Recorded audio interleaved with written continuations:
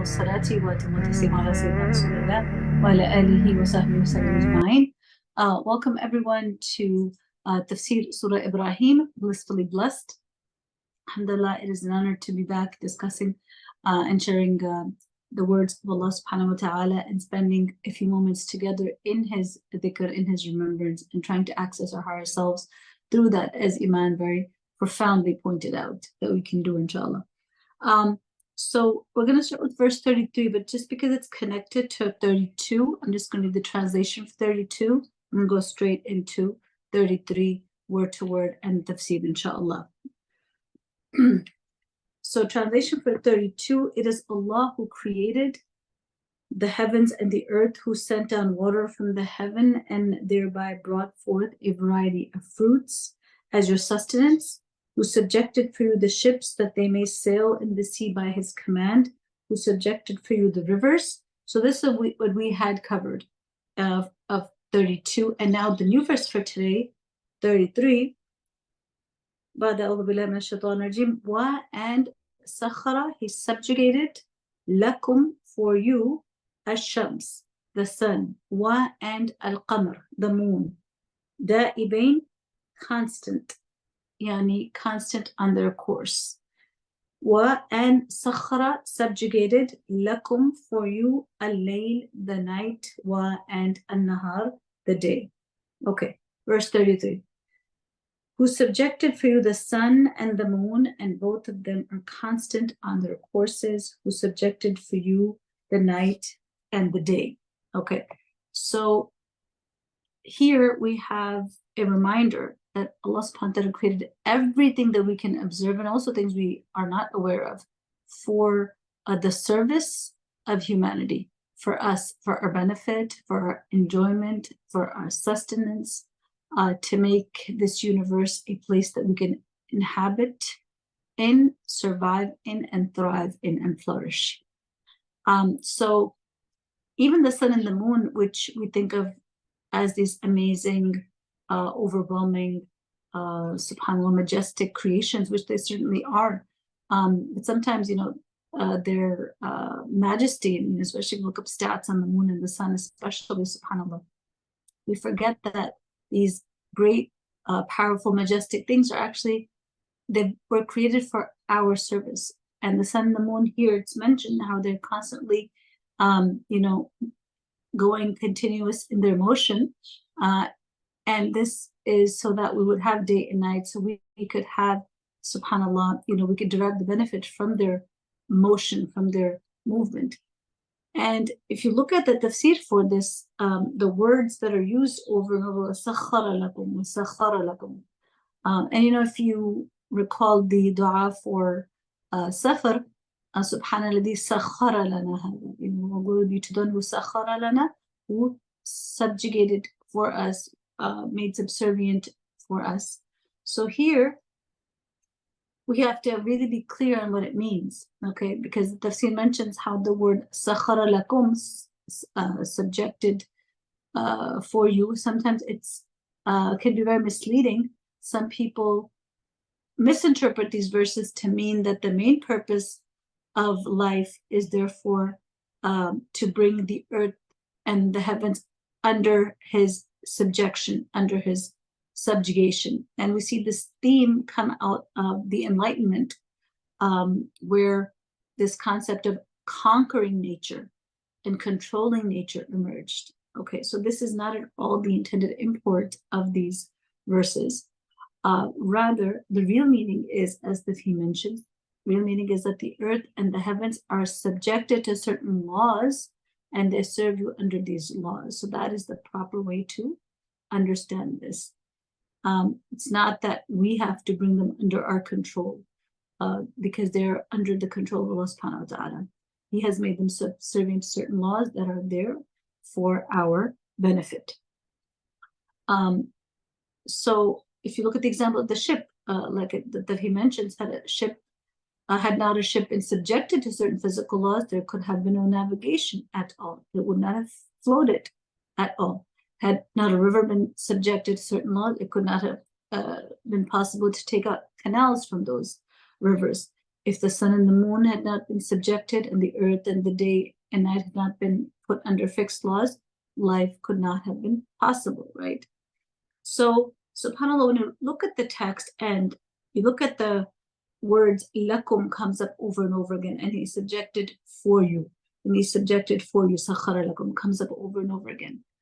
Allah did this for us, for our benefit, so that we could live and thrive and flourish. So this should lead us to certain conclusions about what Allah subhanahu wa ta'ala is like. Are these acts of love or acts of punishment? Are these acts of mercy or acts of vengeance? Are these designed to make our life beautiful or difficult? It is by these acts, these reminders the Quran draws our attention to, that we come to a closer understanding of Allah's names, that He is Al-Wudud, the most loving, Ar-Rahman, the most compassionate, Ar-Rahim, the most merciful, Al-Kareem, the most generous, right? And subhanAllah, even in the way He told us to establish the prayer and to spend wealth, which we covered last week, right? To spend of what Allah has given us and to establish the prayer before a day comes when trading and bargaining will not benefit in the least. We covered this last week, right? So even when He told us to do that, to establish the prayer and to spend our wealth, even in that commandment is mercy for us, because it's going to, inshallah, lead us to receiving His mercy on Yawm al-Qiyamah, which is the day when the 99 other parts of His mercy will be released. SubhanAllah. As we know, it is only one part of the 99 part of the 100 parts of Allah's mercy. There's only one part that we see in this dunya, from its beginning until its very end. All the acts of compassion and love that people and human beings and animals exhibit towards each other, it's because of this one part of mercy that has been sent down to the earth. So subhanAllah, can you imagine the 99 parts of mercy that will be manifested Yawm al-Qiyamah, right? But inshallah, to get that, to benefit from that, to receive that incredible mercy that will be distributed on Yawm al-Qiyamah, we have to do what Allah tells us to do, right? We have to establish the prayer. We have to give out of that which He has given us. We have to get to know Him. We have to increase in our love for Him by contemplating His verses and all the loving acts that He has done for us, like putting all of the universe, under laws that serve us, subhanAllah. So this is why our tafsir is really a tafsir of tadabbur. It is a tafsir of reflection. It is a tafsir where we want to firsthand use our minds and our hearts even more to understand the verses. We don't want to listen with our ears. We want to listen with our hearts and open them up to all the beauty that Allah subhanahu wa ta'ala wants us to experience in this world before the next, inshallah. And you'll see these explanations of the various blessings, like how He subjected to us the ship, for example, right? And this was actually in the previous verse that we covered last week, verse 32. وَسَخَّرَ لَكُمُ الْفُلْكَ السُّفُنَ وَالْمَرَاكِبَ لِتَجْرِيَ فِي الْبَحْرِ بِأَمْرِهِ فَهُوَ الَّذِي يَسَّرَ لَكُمْ صَنَعَتُهَا وَأَقْدَرَكُمْ عَلَيْهَا. SubhanAllah, Allah is the one who allowed us to be able to even construct ships, gave us the mental ability, the intellectual ability to actually construct those ships in the first place, and then give us power over those ships, and then subjected them to such laws and the seas to such laws that make it possible for them to float and allow us to navigate them and to reach destinations and provisions that we need to flourish as a people, as societies and civilizations, right? And He protected them that they would, not sink, or, then they would be of no benefit if they would not float. And they carry, our trades and our goods to far off places. Again, this is a recap from last time. And He subjected to the rivers so that you could be able to irrigate your crops and your trees, and be able to, drink from the water, so on and so forth. And then today's verse, how He subjected for us the sun and the moon, the day and the night. Sheikh Sadi mentions how the sun and the moon never cease their course of motion, right? Otherwise, you would have colossal universal disaster.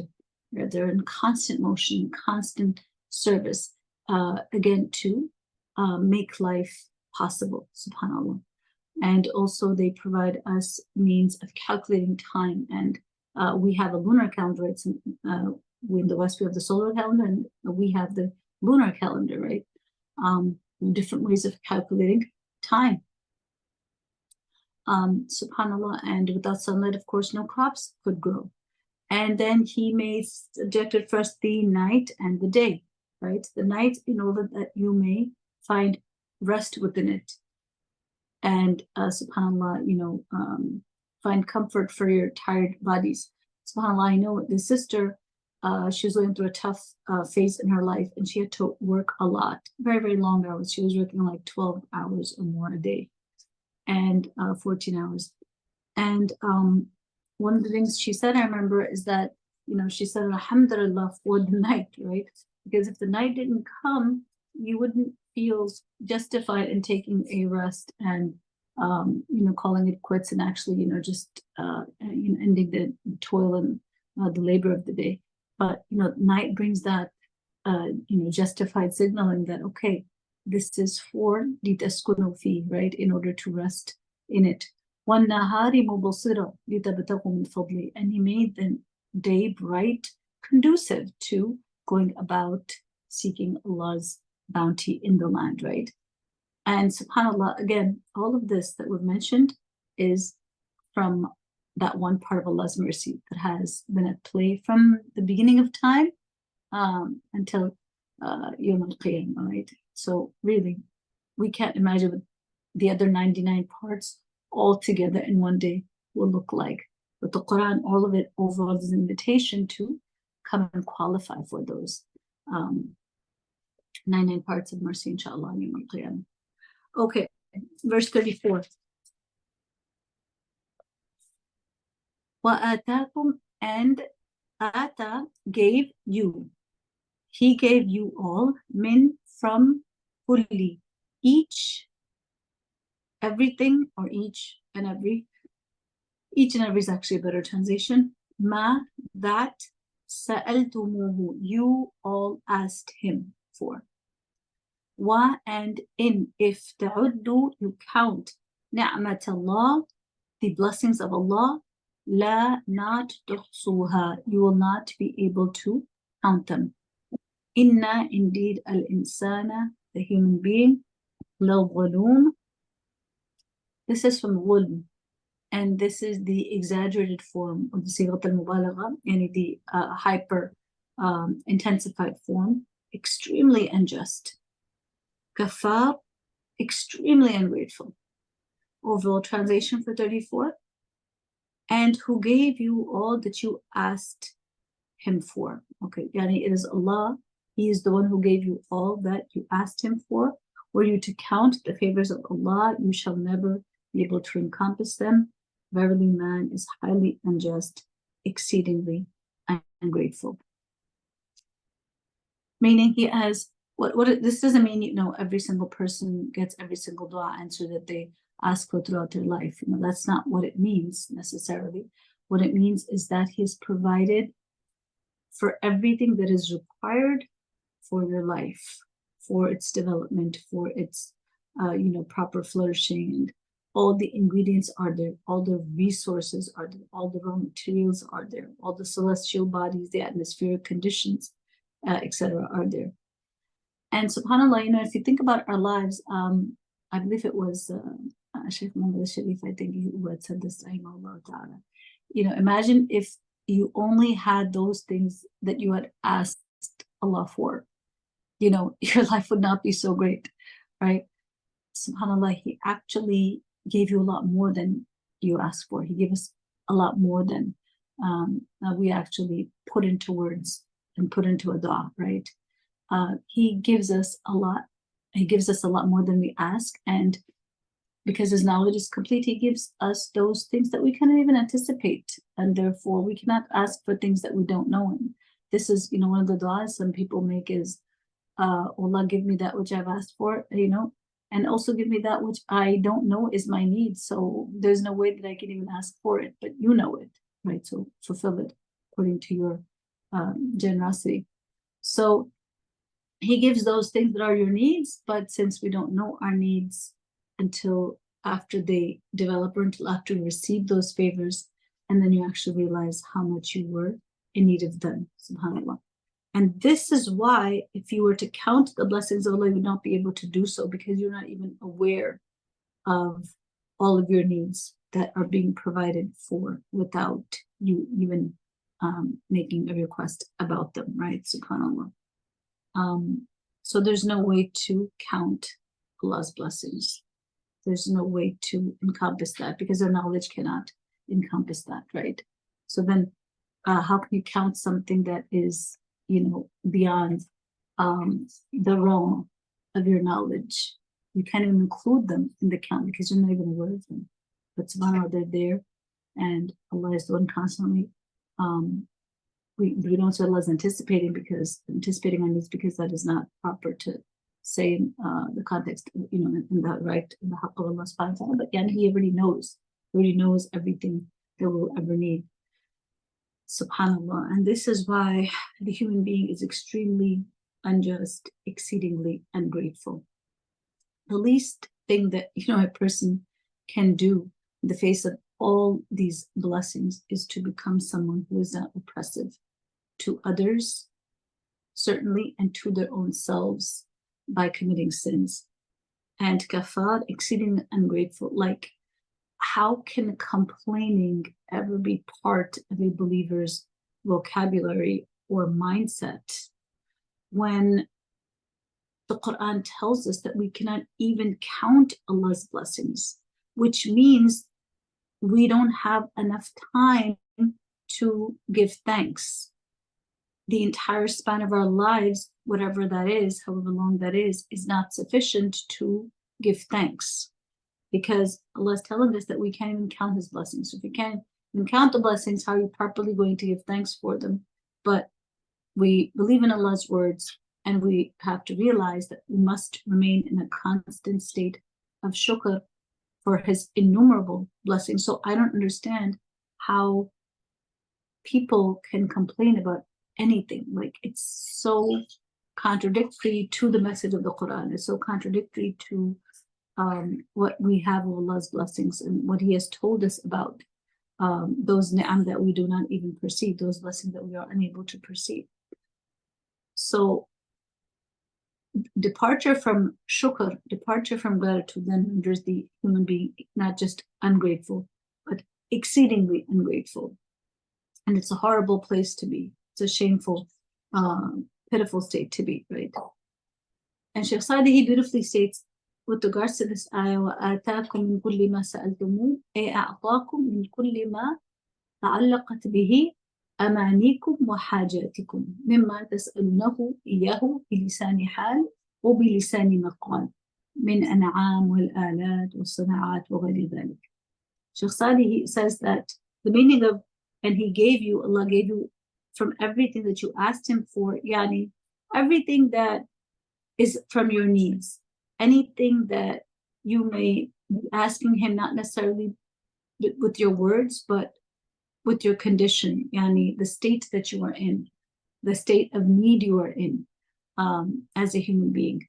That itself is like speech. One speech is that which you make in dua, when we say the words out loud in dua and ask Allah subhanahu wa ta'ala to give us certain things. And then one is not just putting the words to it, but it's just a general state that we have to be in a needy state for anything that we may be in need of. And Allah, of course, is aware of that.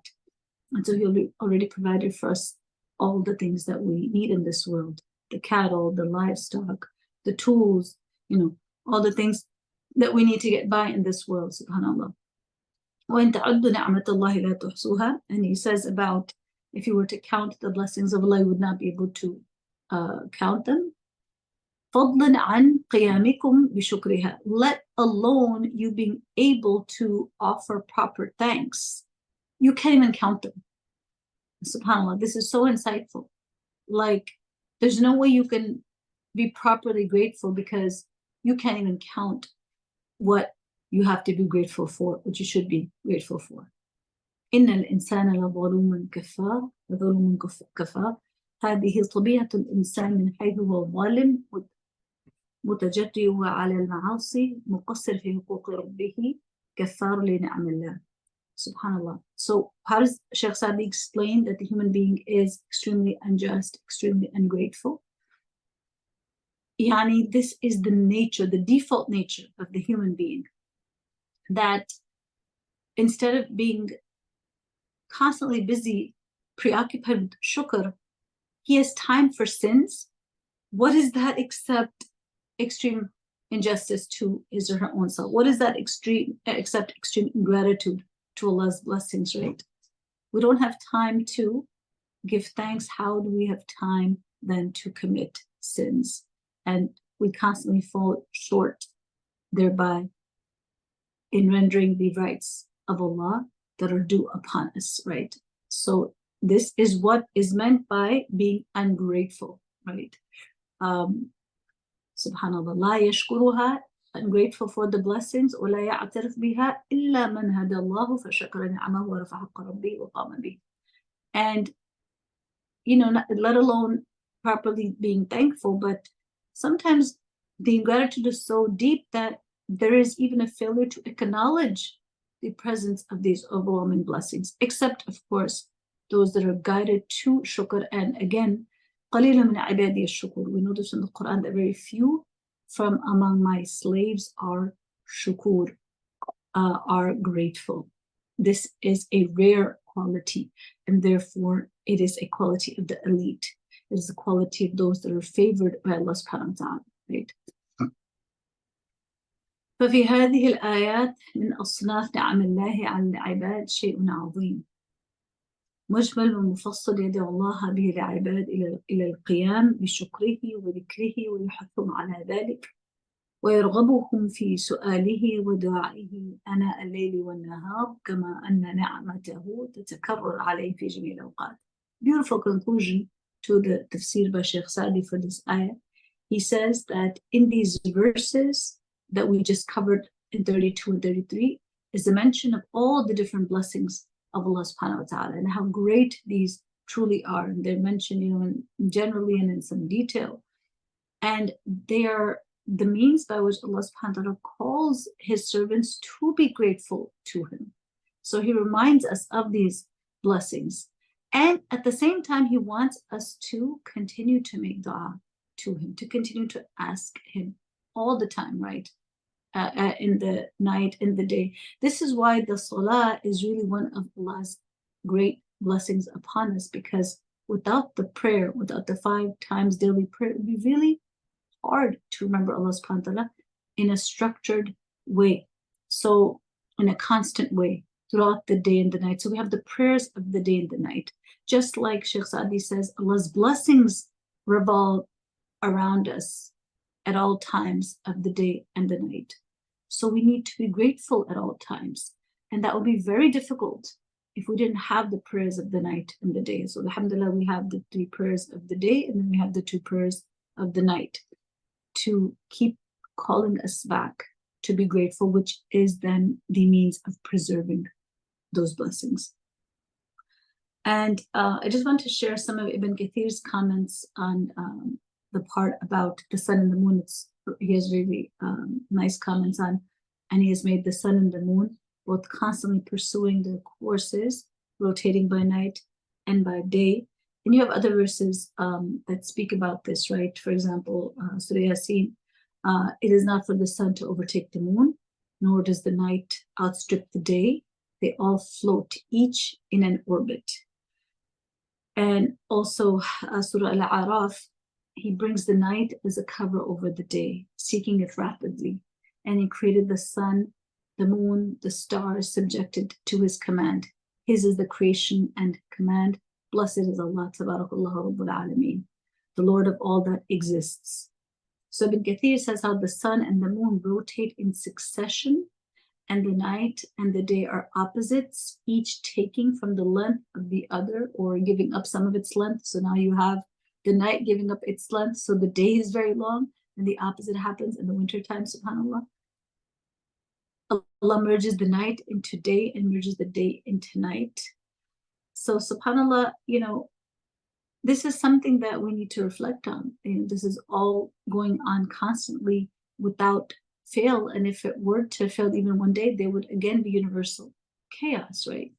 And He has prepared for you all that you needed in all different conditions, right? In the winter, in the summer, in the fall, in the spring, in different hemispheres of the earth.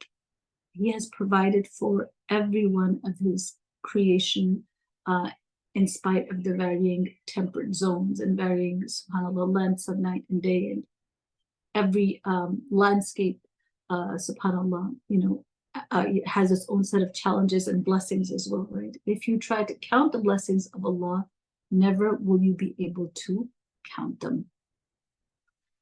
And subhanAllah, in Sahih al-Bukhari, you have the narration, beautiful narration from the Rasul sallallahu alaihi wasallam, Allahumma lakal hamdu ghayra makfiya wala muwadda'an wala mustaghnan anhu rabbana. Allah, all praise is due to you without being able to sufficiently thank you. Without being able to sufficiently thank you. غَيْرَ مَكْفِيَةٍ. It is not sufficient. So for you is praise, but it is not sufficient. Without being able to sufficiently thank you, nor ever wish to be cut off from you, right? Nor ever feeling rich from relying on you, our Lord. So no matter how many blessings you have and how much shukr we give for those, shukr is never enough, and our reliance upon Allah subhanahu wa ta'ala is as constant as that constant motion of the sun and the moon. We are never mustaghnan anhu. We never become independent from Him. And it is, Ibn Kathir mentions, concluding the Tafsir for verse 34, it was reported that Prophet Dawood alayhi salam used to say in his dua, O Lord, how can I ever duly thank you when my thanking you is also a favor from you to me? SubhanAllah. The fact that we're able to thank Allah is a blessing from Allah, that we were guided to thank Him in the first place. That itself is a blessing. So it's logically impossible to give thanks for every time we're guided to thank Him, right? SubhanAllah. And Allah in His mercy and generosity and karam, which is really the theme for today, Allah the Exalted, it is said in that narration, answers Dawood alayhi salam, saying, now you have thanked me sufficiently, O Dawood, yani, when you admitted that you will never be able to duly thank me, that is the thanks that Allah wants us to realize. So it's all about realizing. It's all about i'tiraf, acknowledging. It's about the perception of the heart. It's about the heart being able to perceive how we'll never be able to thank Allah. It's about the heart being able to perceive that we will never be able to even count His blessings. It's about being able to perceive our deficiency and shortcomings and limitations in fulfilling His rights and how we consistently fall short. So it's not that we'll ever arrive in becoming those servants of Allah that He is worthy of. We will never arrive at that station. But it is perceiving that we will never arrive that is important. And from that realization of infinite, inevitable deficiency and shortcoming, that's where the springs of shukr well up in our hearts. That's where the springs of humility well up in our heart. Those springs are what irrigate our constant connection and attachment to Allah subhanahu wa ta'ala, as we realize that we have to rely upon Him and remember Him in an effort to try to not be ظلوم كفار, right? In an effort to not be the default state of the human being, which is very unjust through their sins against others and themselves, and through their forgetfulness of Allah's blessings and lack of acknowledging them. Okay, let's move on to verse 35. wa and id. Wa is and, id is when, right? So and when. So it is used to evoke recollection, saying, oh, remember when? So, call to mind, and recall when. So that's how what it is used, right? And when, yani recall, qala, he said, Ibrahim alayhi salam said, رب جعل, رب, make هذا, this, البلد, land or city, آمنة, peaceful or secure, وجنبني, and take far or make me avoid or distance me, keep me away, وبني, and my children, my sons, and that نعبد, they worship al-asnam, the idols. Okay, verse 35.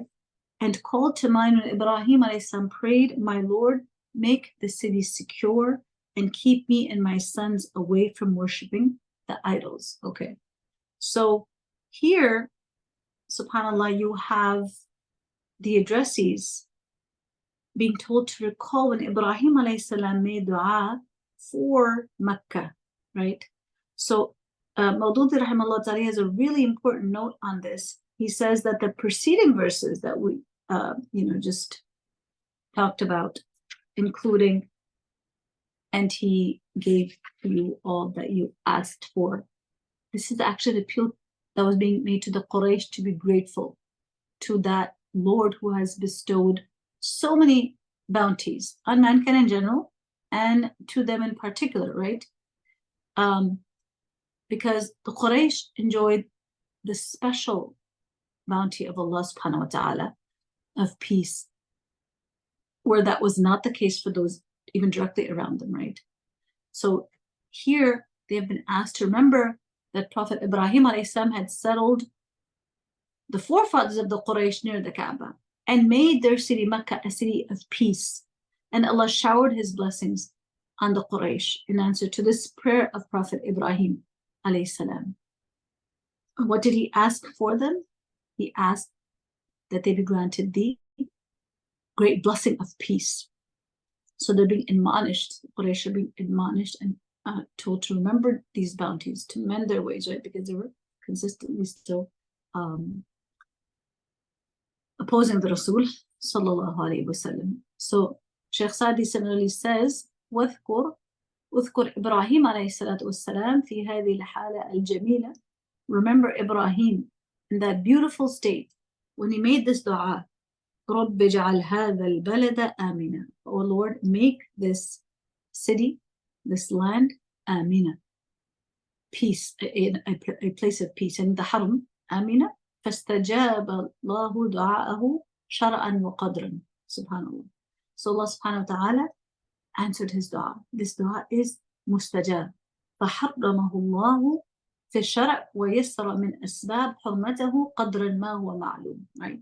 So this is something that was legislated in the Sharia, that Mecca becomes a haram. It becomes an inviolable city. It becomes a sanctified, sacred city. حتى إنه لم يرده الظالم بسوء إلا قصمه الله كما فعل بأصحاب الفيل. To the extent that if anyone intends harm or evil for the city, Allah subhanahu wa ta'ala himself takes up the task of protecting it, like he did in the case of Abraham when he wanted to destroy the Kaaba, right?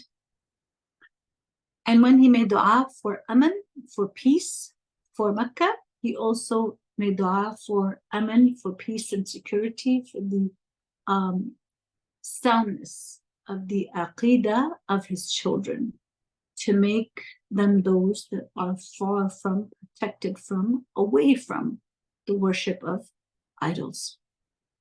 And subhanAllah, just look at how this dua was answered, how the haram was made, subhanAllah, a place of complete safety, when every other place around it was being raided and conquered and pillaged.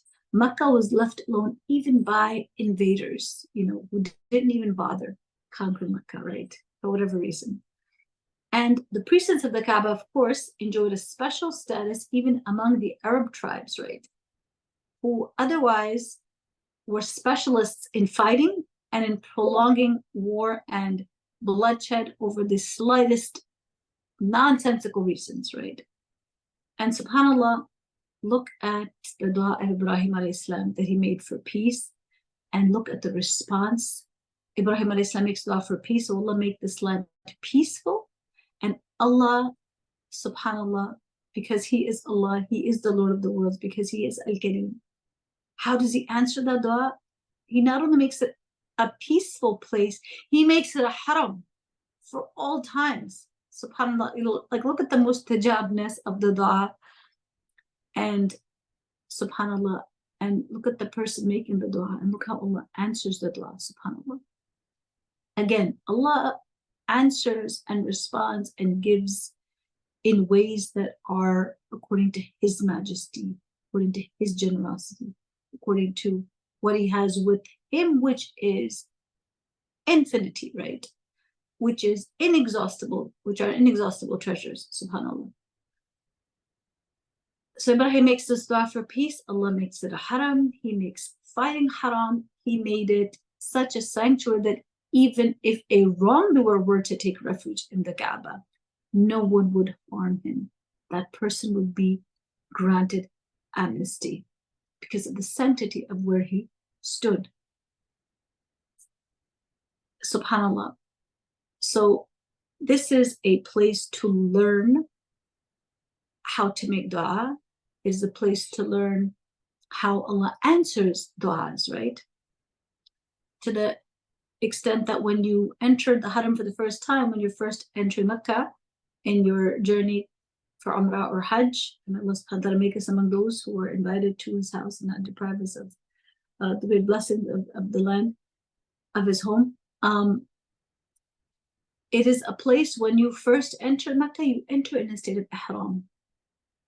It is that sacred, it is that holy. And ihram is the most sanctified state that you can enter into spiritually, right? You don't enter with ihram in any other place, right? Not even Medina, just Mecca. And subhanAllah, even today, for those of you who go there or have been there, you can feel this peace and safety of that place. Like literally, that is the only place I can let my, daughters go off alone at night, and alhamdulillah, there's really no issue. Like, can we do that anywhere else? Really, can we do that anywhere else at night, letting your daughters go off in the middle of the night? So the one, there's so many lessons, but one that I want to extract is be bold in your du'as. Again, Muhammad al-Shaykh vibes, rahimahullah ta'ala, is something he taught us, is to go big, go bold, be bold in your du'as, because we cannot imagine how Allah is going to answer them. He's going to answer them in ways we cannot fathom. He's going to answer them in ways that are better for us. He's going to, refine the dua, perfect the dua, custom, size the dua, custom fit the dua, in His response to it. He's going to make it just right for us, subhanAllah. And the one who makes dua is going to be answered and honored by a response according to the sincerity of their dua, according to the longing in that dua, according to the yaqeen within that dua. It is according to those characteristics of the dua and the da'i and the person who is making the dua that they're going to be honored and responded to according to the level of ikhlas and sincerity and attentiveness and yaqeen, right? So the dua's response is guaranteed. We just don't know which form it will assume in this world or the next, right?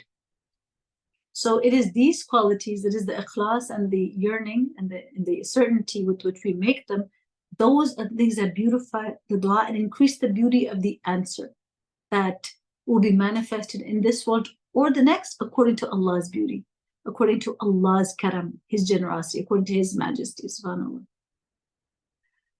And then he goes on, Ibrahim alayhi salam then goes on to ask for protection for his children.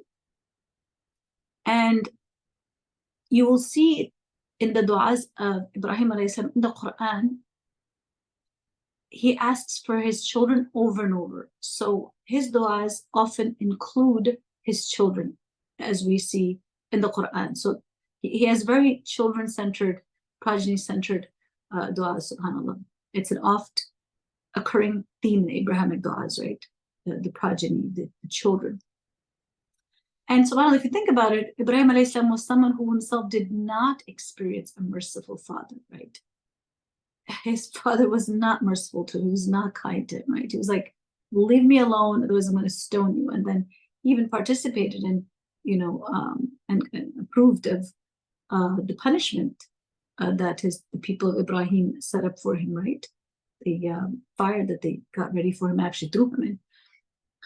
So Ibrahim alayhi salam is a person who did not himself experience a merciful father. He was deprived of that. He did not grow up with that. He did not experience that, right?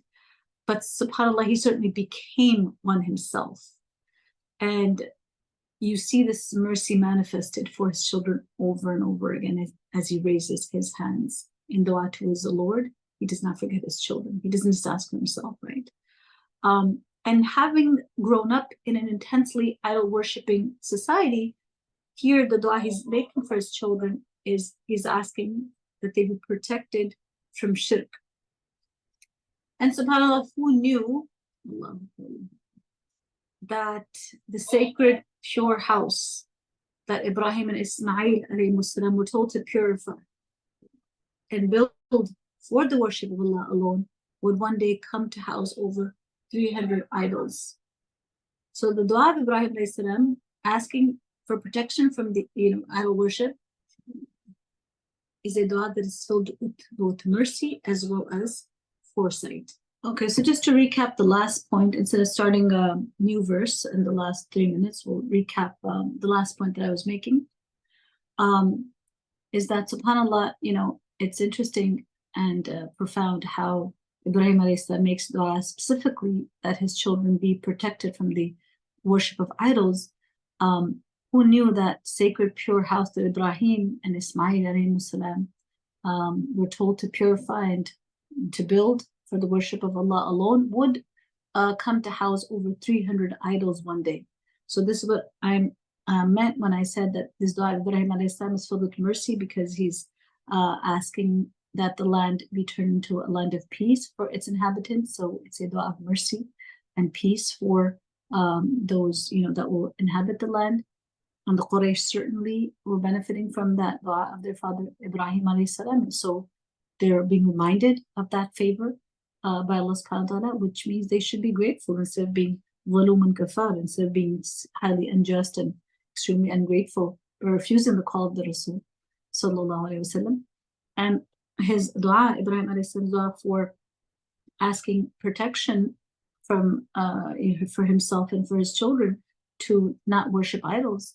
SubhanAllah, Quraysh are being reminded that, wait a minute, your father Ibrahim alayhi salam, whom you believe in, whom you acknowledge, who you consider your father, who you believe made the house, the Kaaba that you go around and and worship and make tawaf around, do the Hajj, whatever their version at that time was.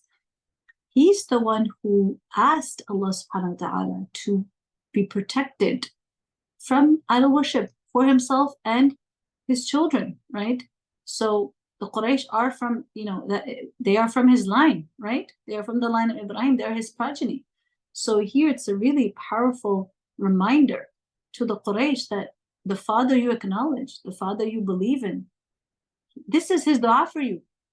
His dua for you was that you be protected from idol worship, that you not fall into this trap of worshiping others alongside Allah subhanahu wa ta'ala. So it's a really powerful reminder to the Quraysh against their actions, a wake-up call to the Quraysh against their shirk, by the very dua that their father, the one they believe in, made, subhanAllah, in their for them. Okay, so inshallah, with that we conclude And inshallah, we will continue our series next Wednesday, inshallah. So if there are any questions, you can post them in the chat, inshallah, rather in our WhatsApp group. And I look forward to hearing your reflections again next week in the order that we had mentioned. And inshallah, Aisha will post the order of reflections. Again, it'll be one reflection a week. The order of the 3 names is that if one person is not there, the second can take it up and so on. And if the first person is there, then we just have the second name do the reflection the following week, inshallah. سبحانك وبحمدك لا إله إلا أنت نستغفرك ونتوب إليك. السلام عليكم ورحمة الله وبركاته.